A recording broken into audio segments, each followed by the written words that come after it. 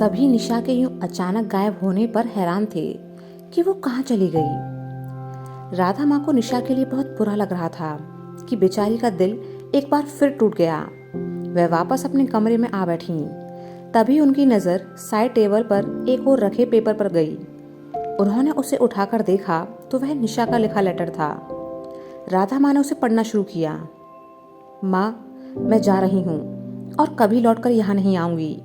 मुझे पता लग चुका है कि सुनी और ऋषभ एक दूसरे को पसंद करते हैं, इसलिए अब मेरा यहाँ से जाना ही बेहतर होगा।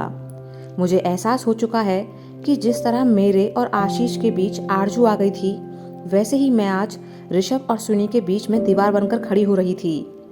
मुझे आपको एक सच बताना था, शायद उसके बाद आप मुझे माफ कर पाएंगी भी या नहीं। मैंने उस रोज आपसे झूठ बोला था कि मैं ऋषभ से प्यार करती हूँ। दरअसल नमन की शादी की एल्बम देखते वक्त ऋषभ का एक फोटो वहीं मेरे कमरे में गिर पड़ा था।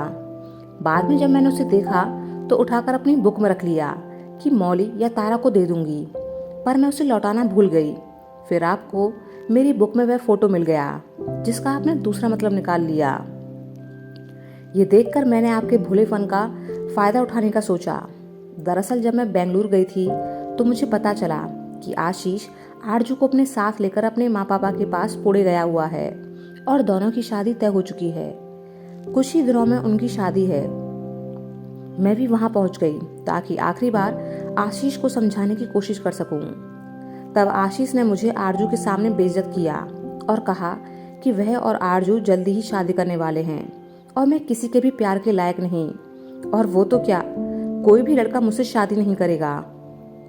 आरजू जैसी झूठी लड़की के प्यार में आशीष ने मेरे 2 साल के प्यार को भुला दिया था। मैंने भी गुस्से में कह दिया कि उसकी शादी होने से पहले मैं उससे भी अच्छे लड़के से शादी करके दिखाऊंगी। मैंने जब देखा कि आपको लग रहा है कि मैं ऋषभ को पसंद करती हूँ, तो आशीष को गलत साबित करने के लिए मैंने आपसे झूठ बोल दिया कि हाँ, मैं ऋषभ से प्यार करती हूँ। कल जब मैंने सुनी को यहाँ देखा तो मैं बहुत डर गई कि कहीं यह मेरे मंसूबे पर पानी ना फेर दे। मुझे उसका यहाँ आना पसंद नहीं था, लेकिन कल रात जब मैंने तारा के कमरे में उसकी, मौली और साहिबा भाभी की बातें सुनी तो पता चला कि मैं कितनी बड़ी गलती करने जा रही थी। मैं 2 लोगों के प्यार के बीच में आरजू जैसी नहीं बन सकती। सच कहूँ तो शायद मैं ऋषभ से शादी कर भी नहीं पाती, क्योंकि आज भी मेरे दिल में आशीष ही है। मुझे अपनी गलती का एहसास हो चुका है। मैं आप सभी से माफ़ी मांगती हूँ। शायद आशीष का कहना सही है कि मैं किसी के लायक नहीं। आप बस जल्दी से ऋषभ और सुनी की शादी करवा दीजिए ताकि इन दोनों के बीच फिर कोई निशाना आ सके। मुझे पता है कि अधूरे प्यार का दर्द क्या होता है। माँ, हो सके तो मुझे माफ़ कर दीजिएगा, क्योंकि मैंने आपके प्यार का गलत फ़ायदा उठाया। आपका सामना करने की हिम्मत नहीं थी, इसीलिए ऐसे बिना बताए जा रही हूँ। राधा माँ कमरे से बाहर निकल आईं और मौली को वह लेटर थमा दिया। मौली ने सभी को वह लेटर पढ़कर सुनाया। सभी निशा की हालत समझ सकते थे, इसलिए किसी के भी दिल में उसके लिए कोई गिला शिकवा नहीं था। उनको इस बात की खुशी थी कि निशा ने सही वक्त पर सही फैसला लिया। इस कहानी की लेखिका कबीर मुस्ताक के कैंप की तरफ चल पड़ा। बीच रास्ते में उसे अपने 2 साथियों के साथ जावेद मिला। वह उनको लेकर मुस्ताक के कैंप पहुंचा और जावेद को उससे मिलवाया। सारी बातें होने के बाद जावेद ड्रग्स देखने गया। सारा माल सही पाकर वह खुश हो गया। उसने अपने साथ गाड़ी में छुपाकर लाए पैसे मुस्ताक को दे दिए। मुस्ताक: जावेद, क्या तुम जानते हो कि तुमने जिस साथी को यहाँ ड्रग्स चेक करने के लिए भेजा था वह सेना से जुड़ा हुआ था? जावेद यह सुनकर चौंका। मेरा साथी? मैंने तो किसी को भी नहीं भेजा। मैं इस काम के खतरे को जानता हूँ, इसलिए मैं खुद आया हूँ, क्योंकि मैं किसी पर भरोसा नहीं कर सकता। मुस्ताक यह सुनकर हैरान रह गया। तो क्या इमरान तुम्हारा साथी नहीं था? जावेद: नहीं, मैं तो पहली बार ये नाम सुन रहा हूँ। जावेद ने अब आरिफ की तरफ देखा। मैंने तुमसे कहा था ना कि मैं खुद वहां आऊंगा। कबीर: मैंने तो कमांडर साहब को बोला था कि यह जरूर कोई धोखेबाज है, लेकिन इनके खास आदमी को उस पर बहुत भरोसा था। वो तो बाद में पता चला कि इमरान सेना का आदमी है और इनका खास आदमी भी लालच में धोखेबाज हो गया। खैर, तुम जाकर आराम करो, क्योंकि तुम्हें वापस भी निकलना है। जावेद ने तय किया कि वह रात को अंधेरे का फायदा उठा गाड़ी में सारा माल डालकर अपने साथियों के साथ वहां से निकल जाएगा। वह अपने साथियों के साथ मिलकर गाड़ी में ड्रग्स रखने चला गया। कबीर ने मुश्ताक से कहा, देख लिया ना आपने उस फिरदौस का एक और झूठ। जरूर इमरान को फिरदौस ने ही यहाँ बुलाया होगा। मुश्ताक गुस्से से बोला, तुम्हें कुछ पता चला उस गद्दार का? कबीर, हाँ, वो सेना के कैंप में है।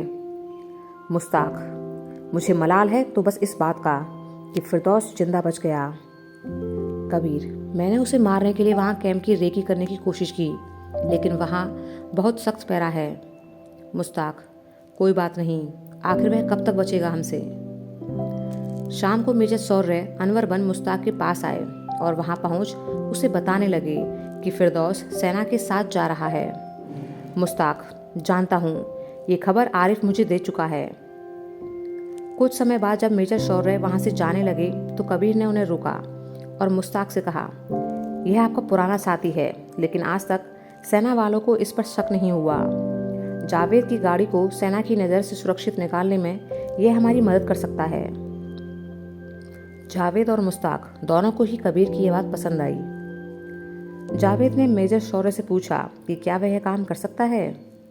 मेजर शौर्य, हाँ, मैं कुछ ऐसे रास्ते जानता हूँ जहाँ से मैं तुम्हें श्रीनगर से बाहर निकाल सकता हूँ। जावेद ने उन्हें रात में अपने साथ चलने के लिए रोक लिया। कबीर और मेजर शौर्य मुश्ताक और जावेद से नजरें बचाकर एक दूसरे को देख मुस्कुरा दिए। सारे भाई जावेद को ड्रग समेत पकड़ने के लिए तय जगह पर पहुंच चुके थे। वो जानते थे कि मेजर शौर्य किस रास्ते से जावेद को लेकर आएंगे।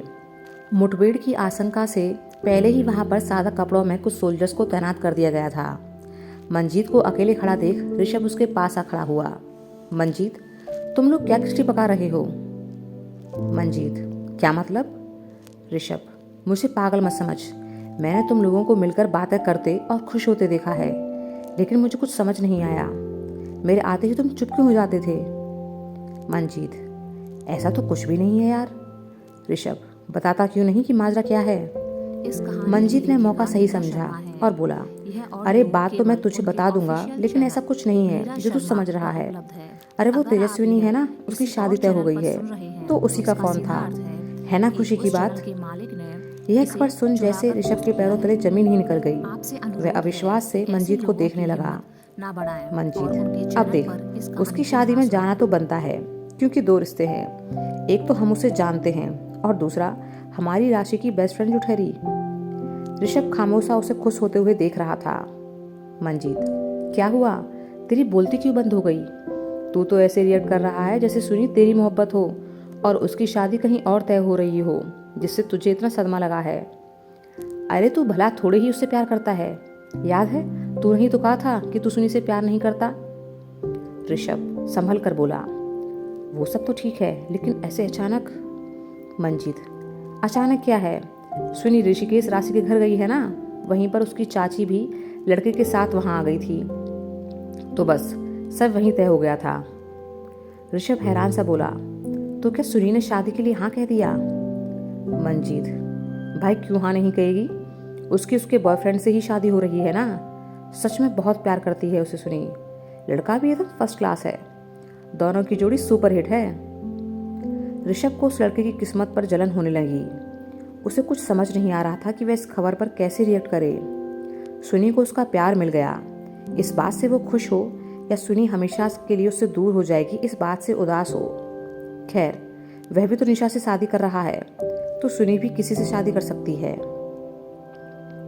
ऋषभ अब खुद का गुस्सा शांत करने की कोशिश करने लगा। वह मंजीत से बहाना बनाकर दूर जा खड़ा हुआ और सोचने लगा, क्यों सुनी? आखिर क्या है उस लड़के में ऐसा जो तुम्हें उससे प्यार हुआ, मुझसे नहीं? खैर, मेरा ना सही, लेकिन तुम्हारा प्यार तो पूरा हो गया। तुम जिसके भी साथ रहो खुश रहो। लेकिन क्या मैं निशा के साथ शादी करने के बाद खुश रह सकूंगा? क्या निशा मेरे साथ खुश रह पाएगी? तुम्हें इस सबसे क्या? तुम तो अपनी जिंदगी में खुश हो ना। मैं ही बेवकूफ़ हूँ जो हर वक्त तुम्हारे बारे में सोचता रहता हूँ।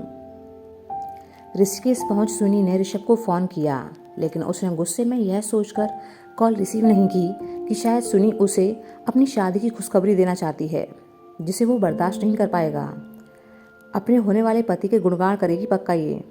मुझे नहीं करनी इससे बात। उधर सुनी सोच रही थी कि ऋषभ सर के व्यवहार में बदलाव आ रहा है। वो उससे बात नहीं करना चाहते, और अब क्यों करेंगे? उनकी होने वाली बीवी है ना निशा, उसने ही मना किया होगा मुझसे बात करने को। ठीक है, मैं भी नहीं करूंगी अब फोन। इधर राशि और उधर देव, मंजीत और जय उनकी हालत देख हंस रहे थे। जय ने ऋषभ को सुनाते हुए देव से कहा, आपको पता है सर, सुनी मैम की शादी 1 हफ्ते बाद है। मैंने तो बधाई दे दी उन्हें कि पता नहीं बाद में हमसे बात करने का वक्त होगा भी या नहीं उन पर। ऋषभ से यह सुनकर उदास हो गया। उधर सुनी को राशि ने चिढ़ाते हुए कहा, अब तो सर बस निशा से ही बात करेंगे, शादी के बाद तो तू सर को भूल ही जाना। कुछ ही देर में ऋषभ और सुनी एक दूसरे से बात करने के लिए तड़प रहे थे। ऋषभ जानता था कि बस आज का ही मौका है सुनी से बात करने का, क्योंकि कल तो वो मिशन के लिए निकल जाएगा। सुनी और ऋषभ अब एक साथ एक दूसरे को फ़ोन मिलाने लगे। दोनों का ही फ़ोन अब बिजी आ रहा था। काफ़ी देर की कोशिश के बाद दोनों ने फ़ोन रख दिया। सुनी सोचने लगी, इतनी देर से बिजी आ रहा है सर का फ़ोन, जरूर अपनी निशा से बात करने में मशगूल होंगे। अब तो वही है इनकी सब कुछ, हम तो कुछ हैं ही नहीं। उधर ऋषभ सोच रहा था कि सुनी पक्का अपने बॉयफ्रेंड से बात कर रही होगी, अब मेरी ज़रूरत ही क्या है भला इसे। फिरदौस कबीर से मिली हार को बर्दाश्त नहीं कर पा रहा था। वह बदले की आग में जल रहा था कि कैसे भी करके कबीर को मार दूं। उसे एक कमरे में हाथ पैर बांध कर बंद रखा गया था। उसने कुछ सोचा, फिर दीवार पर सिर मार मार कर खुद को घायल कर लिया। कुछ वक्त बाद जब सोल्जर्स उसे चेक करने आए तो उसकी हालत के बारे में सिन्हा सर को इन्फॉर्म कर दिया। सिन्हा सर बेस लौट चुके थे। उन्होंने सोल्जर्स की सख्त निगरानी में फिरदौस को हॉस्पिटल ले जाने को बोल दिया। कुछ वक्त बाद फिरदौस को सोल्जर्स ने हॉस्पिटल में एडमिट करवा दिया। ट्रीटमेंट के बाद होश में आने के बाद भी फिरदौस बेहोश होने का नाटक करता रहा। वह शातिर तो था ही, सोल्जर्स की नज़रों में धूल झोंक कर वह वहां से भाग गया, जिसके बारे में सोल्जर्स को जल्दी ही पता चल गया। उन्होंने जल्दी से सीनियर अथॉरिटी को खबर दी और फिरदौस को ढूंढने लगे। जल्दी ही यह खबर जय, देव, मंजीत और ऋषभ तक पहुंच गई। सिन्हा सर ने उन्हें फ़ोन किया और कहा, फिरदौस को किसी भी हाल में पकड़ना है, उसकी रिहाई कबीर के लिए जानलेवा साबित हो सकती है। चारों परेशान से एक दूसरे को देखने लगे।